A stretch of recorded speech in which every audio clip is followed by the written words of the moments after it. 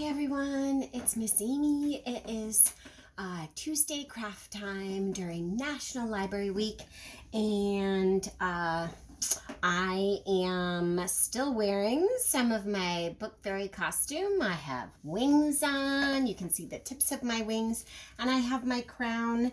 And today we're going to do something that I learned to do when I was like 5, which was a long time ago. We're going to make our own spinners. So what you need is some cardboard, and you can use cereal cardboard. This is Cheerios, Sign Up Cheerios box. And I traced a cup, just traced the outside, so super easy. Then I cut that out, okay? I cut the whole thing out. And then I decorated the whole thing. Circles around work really good because it looks really cool when it's spinning, but you can draw absolutely anything and decorate with crayons or colored pencils or markers. I used markers on this. And then what I did is I measured halfway across. I drew a line. And then I turned it and I drew another line across. So I ended up so that I had 2 lines like this. I'll just show you. And this is kind of what's going to help me to, okay, so there's 2 lines.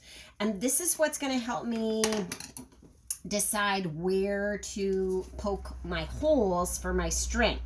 Okay, so I am using a knitting needle. You could use a regular needle. If you have a long range, a long reach hole punch, that would work too.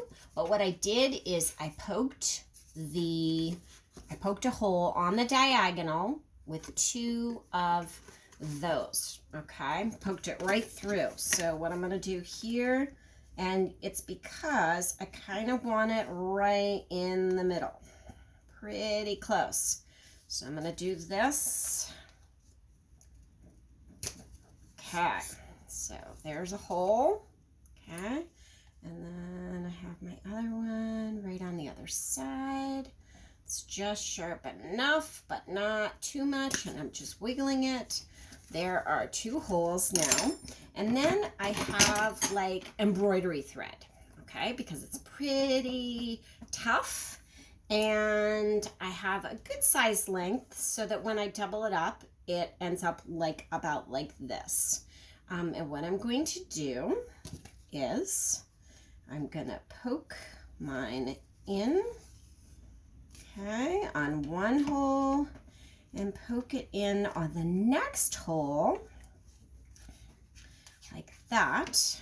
I'm going to tie it in a knot.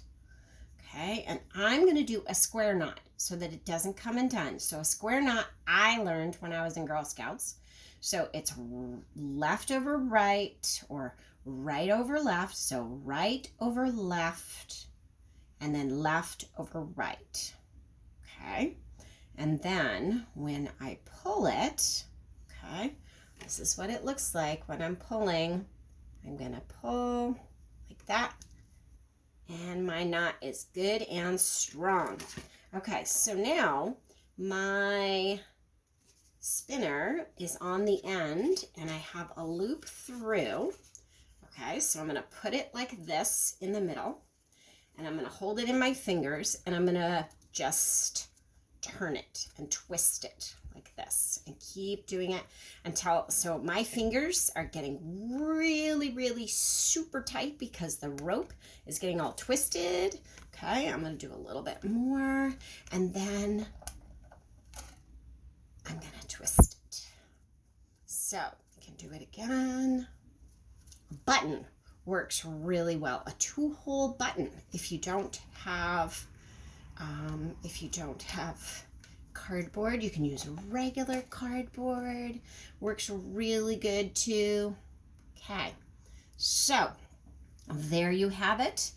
You can even do it with 1 hole right in the very center. Put your loop through, and that actually might make it so that it goes and it keeps going.